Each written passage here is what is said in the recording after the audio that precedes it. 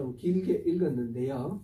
내용이 좀 비슷비슷하고 전부 이제 하나님의 심판을 얘기를 하니까 저도 좀 무거운 거예요. 너무너무 심판에 대한 얘기를 이번 주 하고 또 다음 주 또 하고 그래서 모았습니다.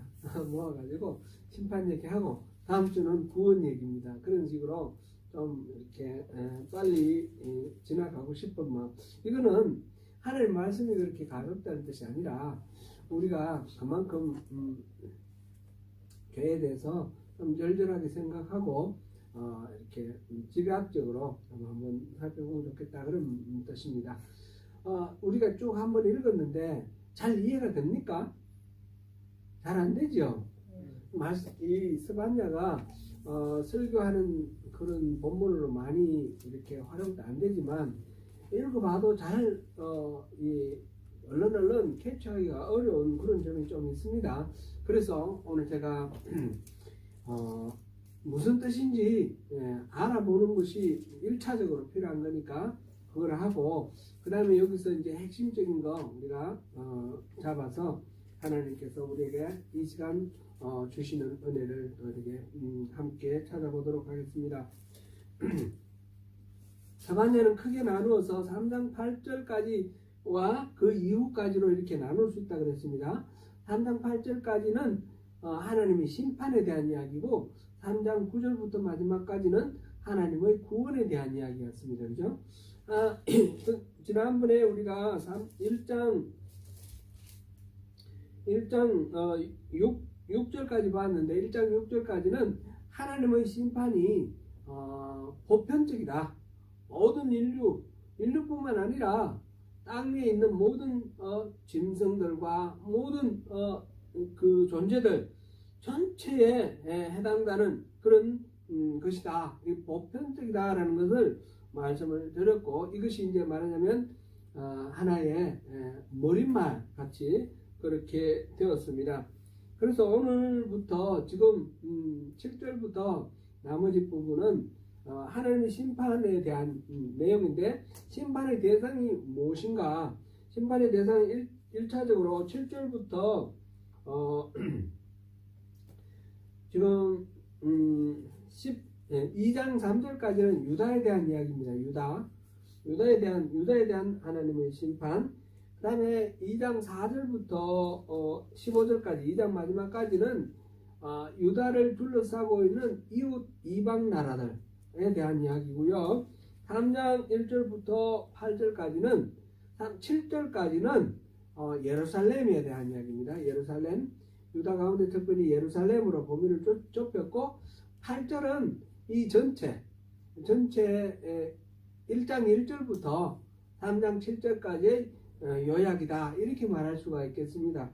그래서 크게 나누어서 지금 3장 8절까지 중에서 2장 3절까지와 2장 15절까지 그리고 3장 나머지 부분 이렇게 세 부분으로 나눌 수가 있습니다. 우리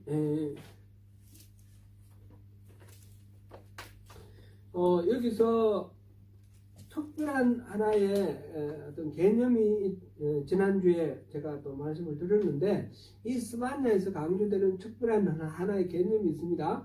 그것이 바로 여호와의 날입니다. 여호와의 날이 8절에는 여호와의 희생의 날 이렇게 되어 있고 14절 15절 보면 여호와의 큰 날 여호와의 분노의 날 이렇게 되어 있어요. 18절에도 여호와의 분노의 날 2장 2절 3절에도 그렇게 나와 있고요. 3장 8절에 보면 내가 일어나 벌할 날, 여호와의 날은 심판의 날입니다. 기본적으로 그죠? 여기서 말하고 있는 여호와의 날은 심판의 날이다. 그거를 우리가 생각하면서 그 날에 대해서 하나님께서 어떻게 말씀하시는가? 사실은 그 심판의 날은 또 한편으로는 구원의 날이기도 합니다. 구원의 날이기도 한데 그거는 다음 주에 우리가 자세히 보고요. 오늘 또 중간에 2장 1절부터 3절까지는 그 구원의 날에 대해서 얘기를 하고 있습니다. 그것을 같이 염두에 두면서 우리가 보면 좋겠습니다. 우선 이 구절이 한번 다시 한번 이렇게 보면서 해설할 부분이 있으면 해설을 하면 좋겠습니다. 7장에서 7장 1절에 주 여호와 앞에서 잠잠할지어다. 지금 하나님의 심판을 선언하면서 모든 듣는 자들, 특별히 지금 유다 백성들에게 하는 말인데, 유다 백성들이 취할 기본적인 태도가 뭐냐? 이 여호와 앞에 잠잠하라는 겁니다. 그동안에 나름대로 자기들이 주장도 있었고 막 우상을 숭배하고 하나님을 나름대로 평가도 하기도 했어요. 자기 마음 들다가 안 들다가 막 이렇게 이 모든 판단의 주체가 바로 스스로가 되었어요. 그런데 이 심판을 선언을 하면서 입 닥쳐 조용히 해. 이제부터 내가 말하는 이 심판을 들어봐. 이렇게 말씀하시는 거예요. 그래서 여호와 앞에 잠잠하라. 그거부터 시작되고요. 이는 왜 그래야 되느냐면 여호와의 날이 가까웠기 때문입니다. 여호와의 날이 가까웠고 여호와께서 희생을 준비하고 그가 청할 자들을 구별하였습니다. 희생을 준비하고 이 말은 여호와께서 제사를 준비했다는 겁니다. 제사 지내기 위해서. 제사 지낼 때 뭐가 필요하죠? 희생이 필요한 겁니다. 그죠? 제물. 희생이라는 말은 제물이라는 뜻이죠. 제사 지낼 때 이 짐승 잡아 바치는 그 제물, 짐승. 이 희생을 준비를 했는데 그 희생이 뭡니까? 희생이 유다입니다. 유다. 지금 여호와께서 희생을 준비하고 이 유다를 희생 제물로 준비하시고 그가 청갈자들을 구별하였습니다. 청갈자들은 이 제사에 같이 이렇게 동참할 사람들. 말하자면 이 제물을 잡을 사람. 유다를 희생 제물로 바치는데 동원될 이방의 강대국들. 아수르를 준비했다는 뜻입니다. 아수르와 바벨론. 실제로는 지금 이 스바냐가 지금 이 예언을 한 시대는 언제입니까? 아몬의 아들 요당 요시야 때라 그랬습니다. 그죠? 요시야 때고 BC 640년에서 609년 오름 그 사이라고 그랬습니다. 이때는 아수르는 없어요. 그죠? 아수르는 없는 게 아니라 609년에 망하니까 아수르는 지금 마지막 부분이고 바벨론이 지금 막 등장하고 있어요.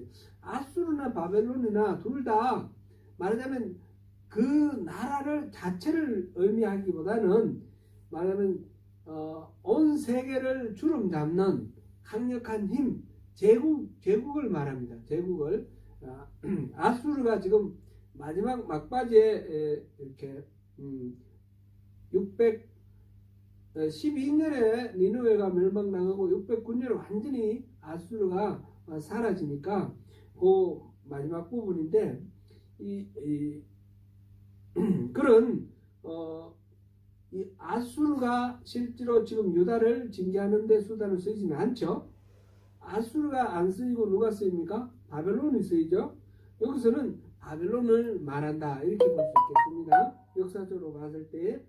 그래서 여호와의 날, 희생의 날에 이 유다를 제물로 바치기 위해서 그 제물을 잡을 사람을 청할 자를 이미 정해놨다. 구별해놨다. 이렇게 지금 하나님께서 스바냐를 통해서 선언하시는 것입니다. 그날에 문턱을 뛰어넘어서 포악과 거짓을 자기 주인의 집에 채운 자들을 내가 보라리라. 문턱을 뛰어넘어서 포악과 거짓을 자기 주인의 집에 채운 자들. 이게 또 쉽게 또 얼른 머리에 안 떠오르는데 문턱을 뛰어넘는다에 대해서는 크게 두 가지로 해석을 합니다. 첫 번째로는 우상을 숭배하는 것, 사람들 이렇게 해석을 하는데 그 이유는 다곤 신전을 섬기는 블레셋 사람들은 그 다곤 신전의 문턱을 밟으면 안 된대요. 우리나라에도 그런 게 있죠. 문지방을 밟지 마라 그러잖아요. 그런 어떤 미신 같은 그런 게 있는데 이 다곤 신전의 문턱은 절대 밟으면 안 된대요. 그래서 문턱을 뛰어넘어 이 말을 그 우상을 숭배하는 라고 해석하는 사람도 있어요. 그런데 다른 우상들은 그런 제한이 없어요. 그러니까 그 뜻은 아닌 것 같고, 그것보다는 이 집 저 집 문턱을 뛰어넘는, 그러니까 남의 집에 막 들어가는 거죠. 막 들어가서 이 두 번째 해석이 조금 더 유력한 것 같아요. 어떤 강력한 권력을 가진 사람들이 지금 유다의 죄를 말하고 있습니다. 그래서 가난한 자들, 힘없는 자들의 집을 마음대로 들어가서 거기서 필요한 것들, 자기들 필요한 것들을 착취하고 빼앗고 강탈하고, 지금 그것을 지금 포악과 거짓 이렇게 표현했습니다. 거짓말로 이렇게 속여서 빼앗고, 이렇게 해서 그 주인의 집을 그 포악과 거짓으로 채운다. 포악과 거짓의 사물들로 이렇게 채우는 그런 상황을 지금 묘사하고 있습니다. 그런 사람들을 벌하겠다라는 겁니다. 이렇게 힘과 권력을 이용해서 마음대로 다른 사람들의 집을 이렇게 착취하고 빼앗고 하는 이런 사람들을 하나님께서 지금 벌하기 위해서 지금 준비 다 해놨다. 나 여호와가 말하노라. 그날 여호와의 날, 이때 여호와의 날은 하나님이 심판을 하시는 날입니다. 그날에 어문에서는 부르짖는 소리가, 제2구역에서는 울음소리가, 작은 산들에서는 무너지는 소리가 일어나리라 이랬습니다. 이건 이제 전쟁을 상상하면 되겠습니다. 어문은 예루살렘의 북쪽에 있는 문입니다. 북쪽에 있는 문은 그쪽 이름이 다마스커스 문 이렇게도 말하는데, 북쪽에 아수르나 바벨론이 예루살렘을 공격해오면 제일 먼저 다가와서 들어올 문이 바로 어문입니다. 어문. 그 북쪽문, 북문으로 들어온다. 제2구역은 그 어문 바로 안쪽에 있는 이 예루살렘의 그 지역을 제2구역이라고 그랬습니다. 그래 어문에서 부르짖는 소리가, 사람들이 막 난리치고 부르짖는 소리가 나고, 제2구역에서는 그러니까 적이 들어와서 막 빼앗고 죽이고 하니까 막 울부짖는 소리가 나는 거죠. 그리고 작은 산들, 거기서 작은 산들, 이거는 굳이 산이라고 말하기보다 이렇게 뭐 언덕처럼 이렇게 되어 있는 곳에 집도 있고 뭐도 있고 이것들이 막 무너지는 그런 소리죠. 지금 그러니까 이 전체적으로 이 10절은 북쪽으로 적이 들어와서 지금 예루살렘이 함락되고 사람들이 죽임당하고 이렇게 고통당하는 그런 모습을 묘사를 했습니다. 그 다음에 11절, 막대수 주민들아 너희는 슬피 울라. 가나안 백성이 다 패망하고 은을 거래하는 자들이 끊어졌습니다. 막대수 막대수 주민, 막대수라는 것은 원래 절구, 이렇게 움푹 빠진 사발 이런 뜻이라고 합니다. 그런데 이거는 예루살렘의 남쪽 구역의 지명이 막데스, 이렇게 움푹하게 생긴 그 지명이 막데스라고 불렸고, 그곳은 말하자면 상업지역이에요. 상업지역. 여기서 영어 번역, 제가 가지고 있는 영어 번역 보면 where you who live in the market district, 마켓 디스트릭트라고 그렇게 돼 있어요. 그런 번역되어 있는데, 말하자면 이 막데스는 상업지역, 마켓이 있는 남쪽 부분에 오목한 부분, 그 상업지역입니다. 너희는 슬피 울라. 가나안 백성이 다 패망, 그곳에 살고 있는 가나안 백성들이 다 패망하고 은을 거래하는 자들이 끊어졌다. 은을 거래하고 이렇게 하는 거 보니까 뭔가 상업적인, 지금 마켓이라고 했고 상업적인 그런 활동이 다 망할 것이다. 그런 의미인 것 이해가 되시죠? 이 가나안 사람은 우리가 이제 일반적으로 말하는 그 팔레스틴 지역에 있는 그 가나안 족속을 의미하는 것보다 거기서 이제 파생되어 나와서 상업을 하는 사람들이에요. 상업. 가나안 사람들은 상업하는 사람들이다. 그런 뜻입니다. 이거는 이사야 23장 8절에도 그렇게 나와 있고요. 에스겔 17장 4절에도 그렇게 사용되고 있습니다. 여러 군데에서, 그 외에도 여러 군데 사용되고 있는데, 일단 가나안 사람이라는 것은 우리가 가나안 족속 이런 의미보다도 상업이나 무역 무역 활동을 하는 사람들. 그러니까 이거는 유대인들도 돈을 쫓고 다니는 사람도 있죠. 돈벌이에 마음이 팔려가지고 하나님을 제대로 섬기지 못하는 사람. 지금 막대스 지방은 바로 그것을 상징하는 겁니다. 이제 저기 들어오는데 북쪽으로 저 어문 쪽으로도 들어오고 남쪽으로 이 막대스 지역으로 들어와서 사방팔방으로 저기 침공해 오는 것을 이야기합니다. 그렇게 묘사를 하고 있습니다. 그때 내가 12절 내가 예루살렘에서 찌꺼기같이 가라앉아서 마음속에 스스로 이르기를 여호와께서 복도 내리지 아니하시며 화도 내리지 아니하시리라 하는 자를 등불로 두루 찾아 보라리니. 그때 내가는 하나님이죠. 하나님이 등불을 켜고 다니면서 어두운 데 숨어 있는 거 다 찾아내겠다 그랬는데 누구를 찾아내느냐면 이 두 가지 묘사는 동일한 대상을 말하고 있습니다. 찌꺼기같이 가라앉은 사람, 찌꺼기같이 가라앉은 사람, 그리고 마음속으로 이 사람들은 어떻게 생각하냐면 여호와께서는 복도 내리지도 않고 화도 내리지도 아니하신다. 여호와는 그런 능력도 없다. 여호와는 그런 관심도 없다.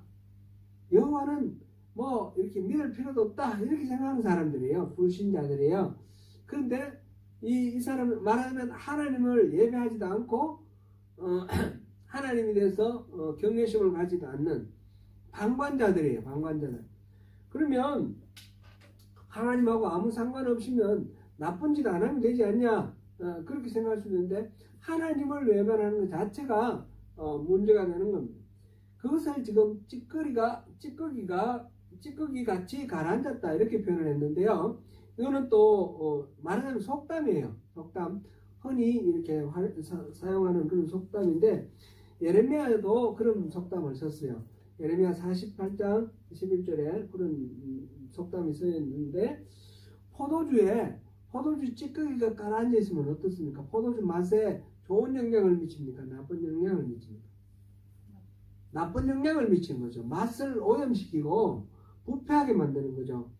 그러니까 가만히 뭐 직접적으로 이렇게 죄를 짓지 않더라도 여기는 이제 방관하는 사람들이에요. 방관하는 사람, 방관자들은 나는 내가 굳이 나쁜 짓 하나 여호와는 나하고는 상관없어. 나한테 복도 끼치지 않고 화도 끼치지 않으니까 여러분들 섬길 사람 섬기세요.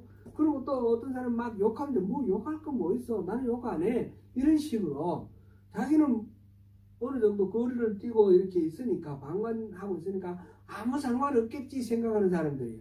그런데 그런 사람들은 실질적으로 이 포도 찌꺼기 같이 포도주의 맛을 부패시키는 악영향을 미치는 사람들이에요. 방관자는 절대로 중립적이지 않습니다.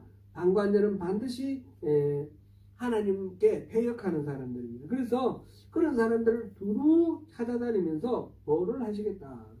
그들의 재물이 노략되며 그들의 집이 황폐할 것이다.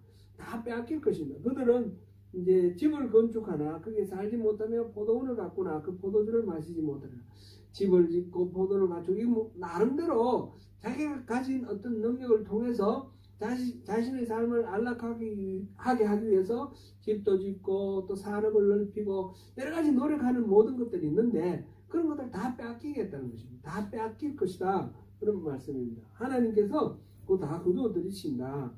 지금 여기 13절까지는 유다에 대해서 하나님께서 지금 심판하실 그런 계획을 구체적으로 말씀하고 계십니다.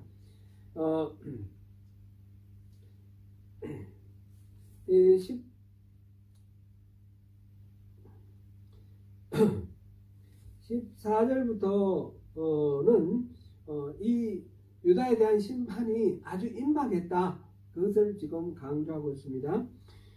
14절에 여호와의 큰 날이 가깝도다. 가깝고도 빠르도다. 여호와 날의 소리로다. 용사가 거기서 심히 슬피 우는도다. 용사는 어떤 사람이에요? 워리어. 힘도 세고 용감하고 두려움을 모르고 그런 사람들이 용사 아닙니까?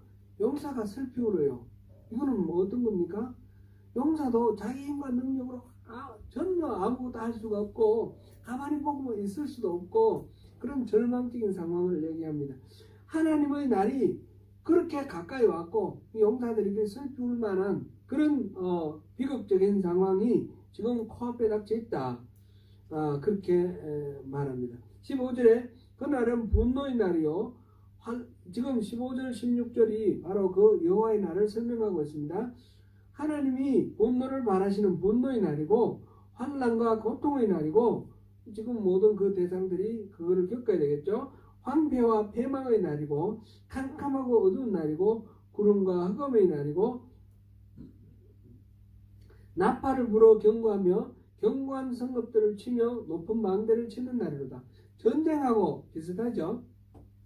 전쟁 치면 적들이 와서 완전히 다 이렇게 짓밟아버리고 무너뜨리고 파괴시켜가는데 하나님께서 심판하실 때 그렇게 철저한 파괴가 일어나고 모든 것들 건질 수가 없고 완전히 다 잃게 될 것이다. 그런 말씀이죠.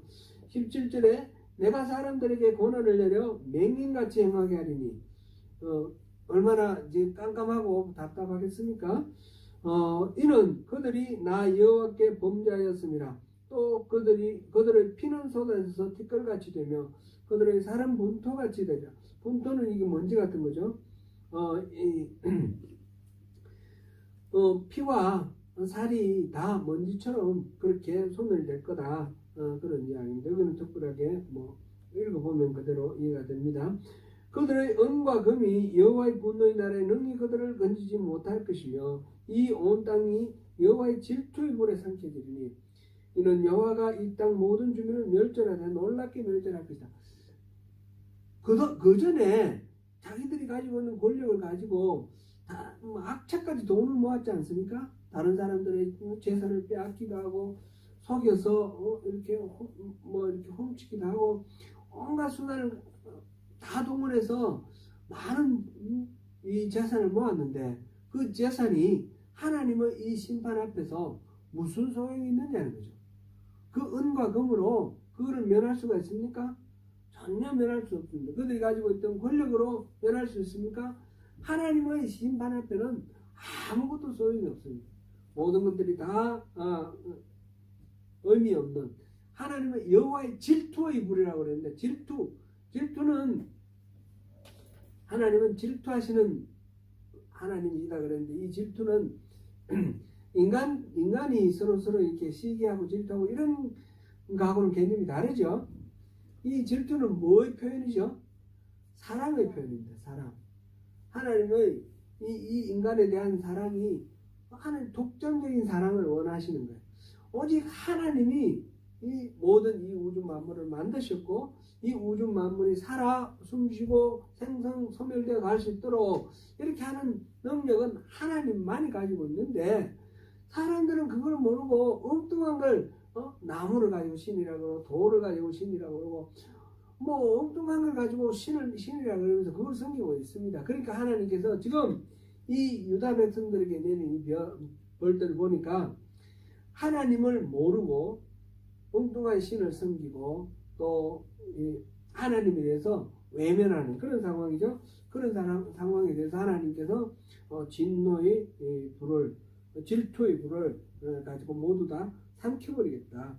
여기서도 온 땅이 이랬고 이 땅 모든 주민 이렇게 했는데 유다만이 아니라 말하자면 온 세계 전체 모든 민족 다 하나님의 이 진노의 불에 삼켜지는 그 대상이 된다라는 것을 말씀하십니다. 그래서 2장 1절부터 3절까지는 이러한 심판을 경고를 하시면서 사람들에게 말하자면 살 수 있는 방법을 알려주는 거예요. 그게 1절부터 3절까지인데 수치를 모르는 백성아 모일지어다. 수치를 모르는 백성, 이게 이제 자기 죄를 모르는 거죠. 그러니까 죄인들에게 말하는 거예요. 특별히 그 중에 거룩한 사람들이 아니라 죄인들에게 말하는 거죠. 모이라. 지금 이게 다 하나님의 진노가 임박했는데 모이라. 명령이 시행되어 날이 겨같이 지나가기 전 명령이 하나님의 그 날이 드디어 도달해서 하나님 명령이 시행되면 어떻게 됩니까? 모든 것들이 이제 더 이상 기회가 없어지는 거죠. 그래서 날이 겨갔다 그랬습니다. 이전에 개혁 한글에서는 광범위 겨갔다. 시간이라는 거죠. 시간이 이 겨는 뭡니까? 이 벼에서 껍질을 벗긴 게 이게 겨 아닙니까? 이거는 태우는 거죠. 불 태우는 거죠. 이게 바람이 타서 제가 됐을 때 바람이 휙 날아가듯이 시간이 휙 날아가 버리는 어떤 준비하고 대비할 시간이 없는 그런 상황이죠. 그래서 날이 개같이 지나가기 전 그때가 되기 전 마지막 그 시간이 되기 전 여호와의 진노가 너에게 내리기 전 여호와의 분노의 날이 너에게 이르기 전에 그리할지어다. 그리하라는 말은 뭐예요? 모이라는 말이죠. 모이라. 여호와의 규례를 지키는 세상의 모든 겸손한 자들아 너희는 여호와를 찾으며 공의와 겸손을 구하라. 너희가 혹시 여호와의 분노의 날에 숨김을 얻으리라. 지금 수치를 모르는 백성아 모이라 그랬는데 수치를 모르고 죄인이지만 그러나 여기서 이제 살 수 있는 방법은 바로 이거라는 거죠. 여호와의 규례를 지키는 세상의 모든 겸손한 자들아. 그 가운데서 여호와의 규례를 지키고 하나님의 은혜를 구하는 그런 사람들입니다. 겸손한 자들이 규례를 지키는 거죠. 내 힘으로 뭘 할 수 있다 그러면 하나님의 말씀을 이렇게 지키지 않겠죠. 그래서 이들이 공의와 겸손을 구하라. 여호와를 찾으며 공의와 겸손을 구하라. 너희가 혹시 여호와의 분노의 날에 숨김을 얻으리라. 살 수 있는 방법 한 가지는 뭐예요? 너희는 여호와를 찾으며 공의와 겸손을 구하라. 이겁니다. 너희는 여호와를 찾으며 공의와 겸손을 구하라. 이것만이 유일한 방법입니다. 그렇게 지금 유다에 대한 멸망을 선포를 하면서 마지막에 그렇게 말했습니다. 그들 죄인들 가운데 그래도 겸손하고 자기의 한계를 인정하고 하나님께 의지하는 사람들, 이런 사람들에게 이제 하나님께서 여호와를 찾고 공의와 겸손을 구하라 그렇게 말씀을 하십니다. 2장 4절부터 15절까지는 이 유다를 둘러싸고 있는 이방 나라들입니다. 가사는 버림을 당하며 아스글론은 폐허가 되며 아스돗은 대낮에 쫓겨나며 에그론은 뽑히리라. 이 네 개의 도시는 어디입니까? 블레셋입니다. 그죠? 블레셋은 5개 도시국가가 한 나라를 이루고 있습니다. 여기서 빠진 게 이제 가드죠. 가사, 아스클론, 아스돗, 에그론, 가드. 이게 이제 블레셋입니다. 해변 주민 그렛 족속에게 화 있을진저 블레셋 사람의 땅 가나안아 여호와의 말씀이 너희를 치나니 내가 너를 멸하여 주민이 없게 하리라. 이 그렛 족속도 이 블레셋을 가리키는 다른 별명입니다. 그렛은 크레테 사람이라는 뜻이죠. 블레셋 사람은 원래 크레테 주민인데 이 팔레스틴으로 이주해 왔습니다.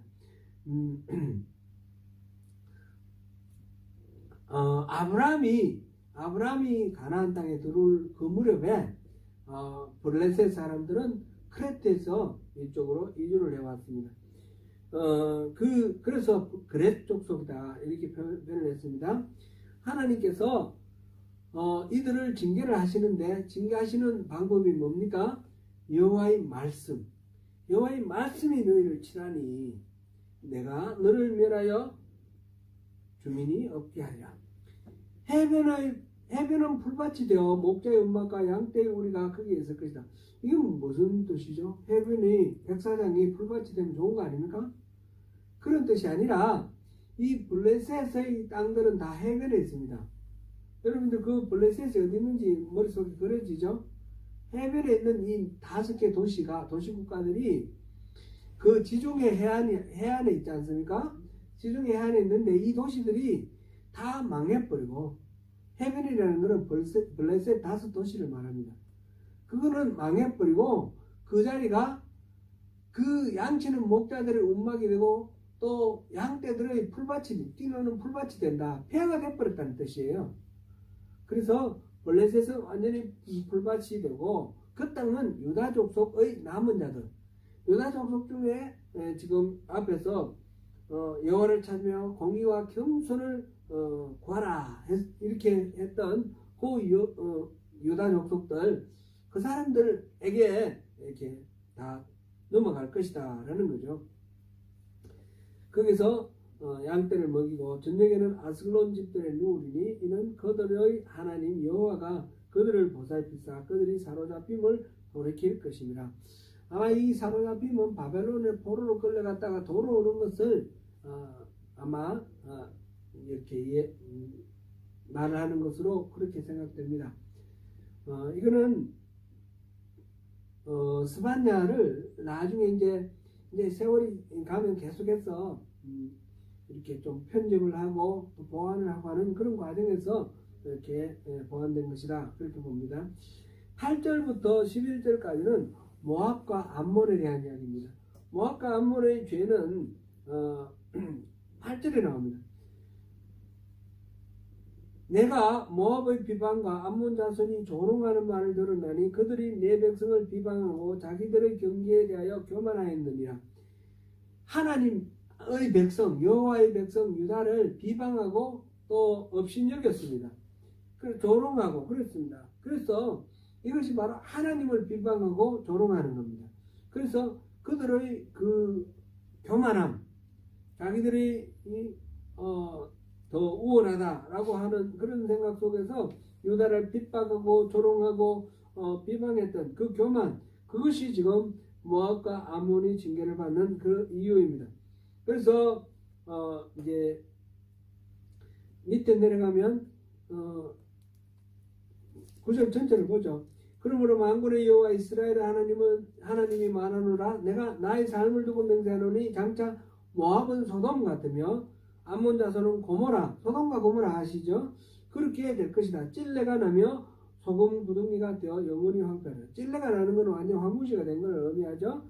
내 백성의 남은 자들이 그들을 노력하며 나의 남은 백성이 그것을 기업으로 얻을 것이라.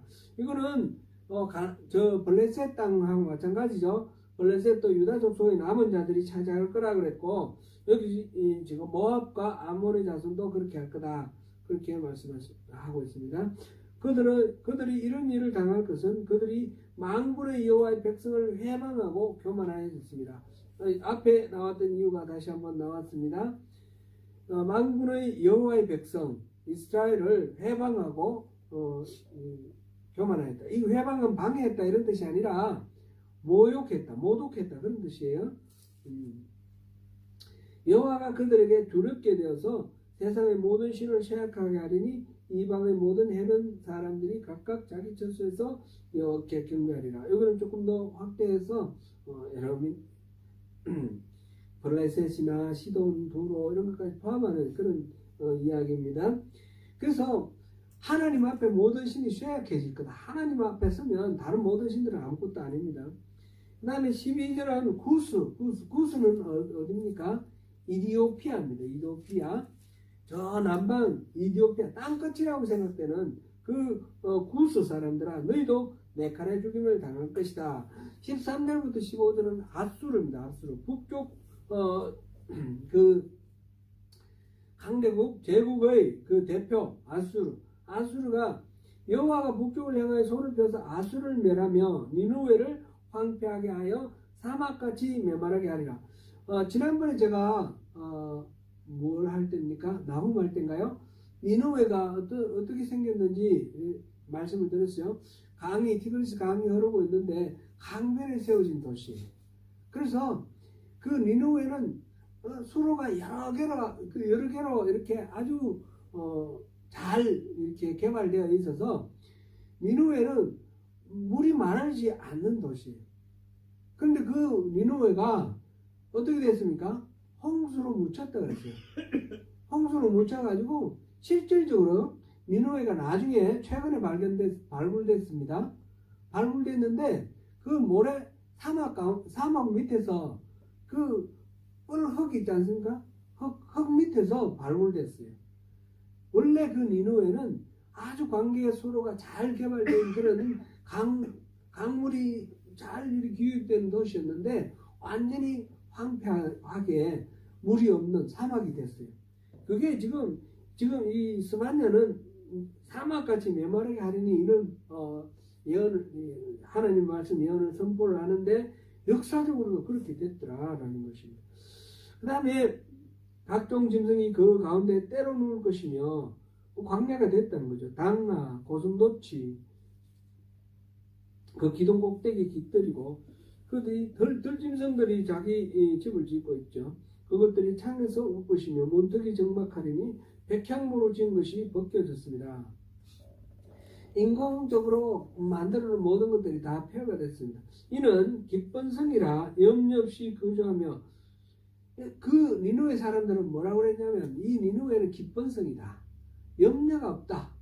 이 뭐 부족한 것이 없어요. 부족한 게 아주 적들이 침략해도 침략할 수 없을 높은 성벽으로 이렇게 갖춰져 있고 또 물이 아주 고르게 잘 들어올 수 있도록 그렇게 개발되어 있었기 때문에 아무 걱정 근심 없이 만족하여서 오직 나만 있고 나 외에는 다른 이가 없다.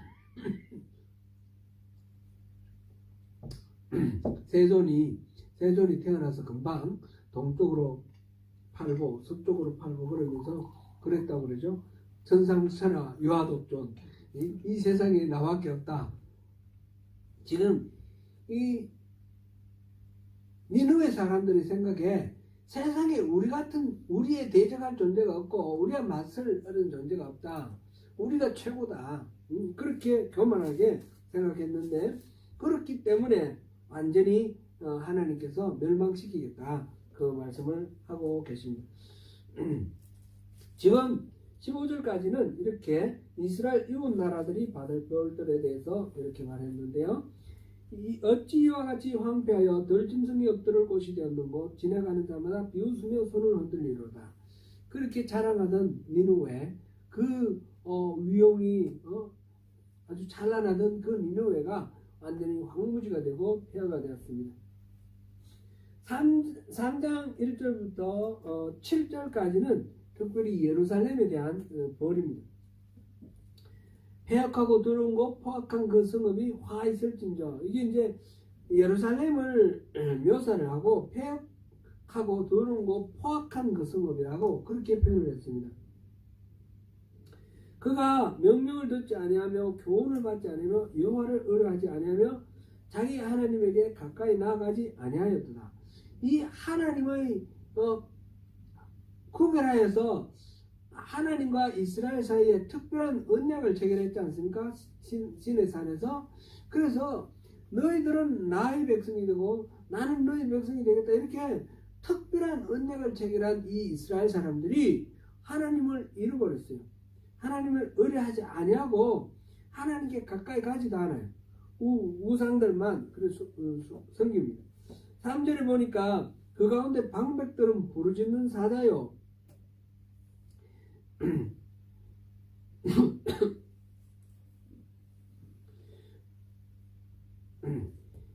그 재판장들은 이튿날까지 남겨두지 않는 일이 남겨두는 것이 없는 전역 일이요. 그 선지자들은 경솔하고 간사한 사람들이요. 그 제사장들은 성도를 더럽히고 율법을 범하여 두다. 지금 네 부류의 사람들에 대해서 지금 하나님 말씀하고 계세요. 방백은 말하자면 뭐 지방의 수령들 뭐 이 정도 되겠죠. 왕은 아니고 왕 아래서 한 지방을 이렇게 책임지고 다스리는 그런 사람들, 고위 관료들입니다. 이런 사람들, 그 방백들은 부르짖는 사자래요. 부르짖는 사자는 자기 먹이를 잡기 위해서 돌아다니면서 으르릉 하는데 그 앞에서 다른 짐승들은 정신을 못 차리죠. 완전히 기가 죽고 이 방백들은 백성들을 맡아서 다스리고 섬겨서 하나님의 이 백성으로 이렇게 해야 되지 않겠습니까? 이스라엘의 왕은 군림하는 왕이 아니라고 했습니다. 마찬가지로 방백도 군림하는 방백이 아닙니다. 백성들을 섬기는 그런 직분이 바로 방백인데, 우는 사자처럼 집어삼킬 어떤 묘락물들만 살피는 겁니다. 백성들이 그게 눈에 띄면 잡아먹히는 거죠. 그렇게 지금 묘사되어 있습니다. 방백은 백성들을 잡아삼키는 그런 사자. 그 다음에 재판장은 어때야 됩니까? 모든 것들이 공정하고 바르게 이렇게 재판을 해야 되지 않습니까? 그런데 재판장은 이튿날까지 남겨두는 것이 없는 전역 일이라, 뭔가 먹잇감이 있으면 남겨놓지 않고 다 먹어치워버리는 일 같은 그런 존재. 여기서도 탐욕과 약탈성, 불의한 재판, 이런 것들을 지금 말하고 있습니다. 선지자는 뭡니까? 선지자는 경솔하고 간사하다 그랬습니다. 선지자는 뭡니까? 하나님의 말씀을 선포하는 사람 아닙니까? 그런데 간사하고 또 경솔하다. 하나님의 말씀을 정직하게 대변을 해야 되는데, 사람들에게 잘 보이기 위해서 경솔하고 간사하게 사람들의 구미에 맞는 말들만 하는 그런 선지자들입니다. 그러니까 다 거짓된 선지자들이죠. 제사장은 뭡니까? 제사장은 성소를 지키고 하나님께 제사하면서 거룩하게 이렇게 자기의 직분을 감당해야 될 사람들인데, 성소를 더럽히고 율법을 오히려 범하는 그런 사람. 이스라엘의 지도급 정치적인 지도자, 또 종교적인 지도자, 이 정치적으로는 방백과 재판장이고, 그다음 종교적으로 선지자와 제사장이 거론되어 있는데, 모두 다가 지도자들이 모두 다가 타락하여 자기 이익만 챙기고 있는 그런 가운데 있습니다. 5절, 그 가운데 계시는 여호와는 의로우사 불의를 행하지 아니하시고 아침마다 빠짐없이 자기의 공의를 비추시거늘 불의한 자는 수치를 알지 못하는도다. 이 재판장은 이튿날까지 남겨두는 것이 없는 전역 일이라 그랬습니다. 그러니까 뭔가 먹잇감이 있으면 물불 가리지 않고 이렇게 탈취하니까 어떨 때는 있고 어떨 때는 없겠죠. 근데 거기에 대비되는 하나님의 성품은 어떻습니까?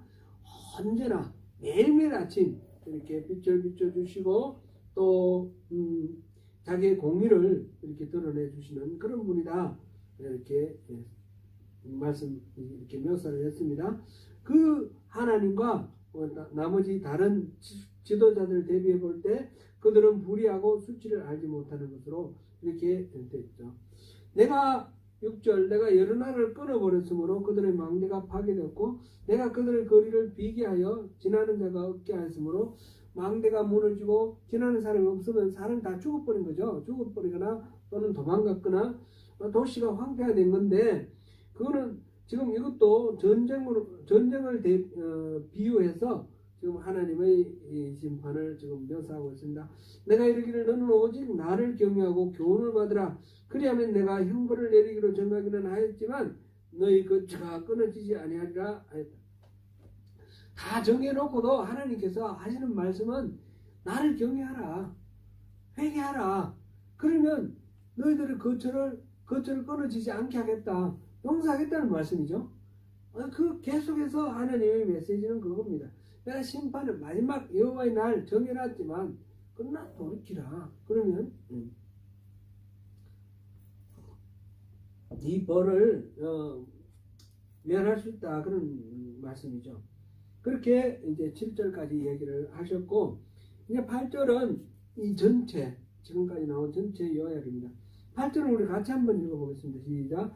나 여호와가 말하노라. 그러므로 내가 일어나 벌할 날까지 너희는 나를 기다리라. 내가 뜻을 정하고 나의 분노와 모든 진노를 쏟을고 여러 나라를 소집하며 왕국들을 모으리라. 온 땅이 나의 질투의 불에 쓰는 되리라. 지금 1장에서 1장 2절 보면 여호와께서 이르시되 내가 땅의 모든 것을 진멸하리라 그랬는데, 이 진멸하리라는 말도 어원이 모은다라는 뜻이에요. 모으다. 지금 3장 7절까지 해서 모으는 거는 전부 뭐 하기 위해서 모읍니까? 진멸하기 위해서. 다 모아가지고 다 진멸해버리는 거예요. 다 모아. 모든 교만하고 악한 것들을 다 모아서 진멸해버리는. 그래서 이 모은다라는 말은 진멸한다. 이런 의미로 지금 되어 있습니다. 그런데 2장 1절에 보니까 수치를 모르는 백성아 모일지어다 그랬죠. 이렇게 모인 사람들에게 하나님이 하신 말씀이 여호와의 규례를 지키는 세상의 모든 겸손한 자들아 너희는 여호와를 찾으며 공의와 겸손을 구하라. 너희가 혹시 여호와의 분노의 날에 숨김을 얻으리라.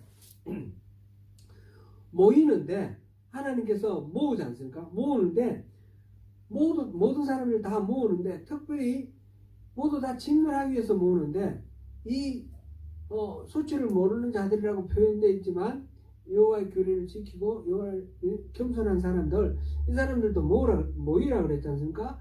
이들을 모아가지고 이들은 모아서 뭐 하려고요? 구원하려고.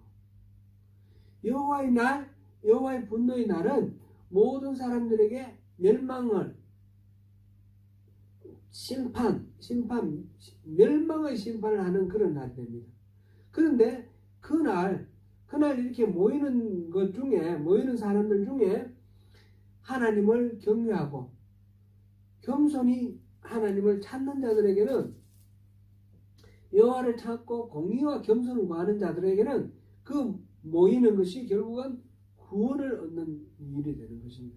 이 구원에 대해서는 그 다음에 우리가 3장 9절부터 다음 주에 우리가 살펴보고요. 오늘 많은 분량을 이렇게 봤는데 우리가 그냥 읽어서 뜻을 잘 이해를 못하는 부분이 많기 때문에 풀이를 주로 했고요. 이 내용은 아주 단순합니다. 지금 유다도 진멸하겠다. 그 다음에 유다를 둘러싸고 있는 대표적으로 지금 블레셋과 암몬과 모압과 그 다음에 부스와 이 아수르를 말했지만 그건 이 네 개만 말하는 것이 아니라 모든 나라, 이 땅 위에 있는 모든 나라들을 말합니다. 다 심판하겠다는 겁니다. 다 심판하시는데 그렇게 심판을 말씀하시고 예루살렘도 지금 완전히 파멸을 시켜버리겠다 말씀하셨는데 그거는 이제 3장에서는 다시 1장에서 말한 것을 좀 더 심화해서 한 말씀이고요. 이렇게 모든 것들을 다 모아서 심판하고 멸망시킬 텐데 그때 모일지어다 하나님께서 모으시는 자 중에 2장 3절 말씀 여호와를 찾고 공의와 겸손을 구하는 자에게는 그 모이는 것이 구원의 날이 된다는 것입니다. 구원이 된다는 것입니다. 이것이 오늘 여기 전체 메시지의 핵심입니다.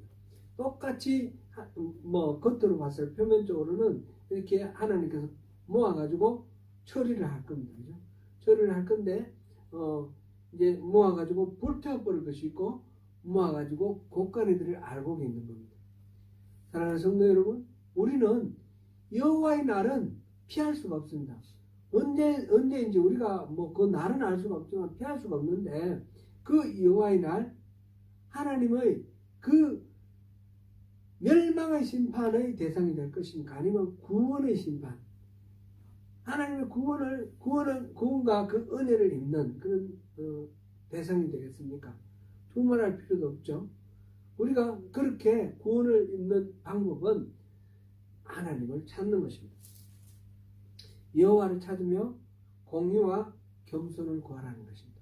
이거는 어떤 우리가 착한 일을 하고 이런 걸 말하는 것이 아니라 오직 하나님만 내 삶에 의지할 바다. 내 스스로는 아무것도 이룰 수가 없다. 하나님이 아니시면 나는 설 수 없는 그런 존재다. 그걸 인정하고 하나님께 겸손히 하나님의 손을 붙들고 하나님께 의지하라는 것입니다. 그러면 사는 것입니다. 우리가 겸손히 겸손과 공의를 구하면서 하나님을 찾는 가운데서 이 구원의 주인공이 되시는 저와 여러분 되시기를 축원합니다.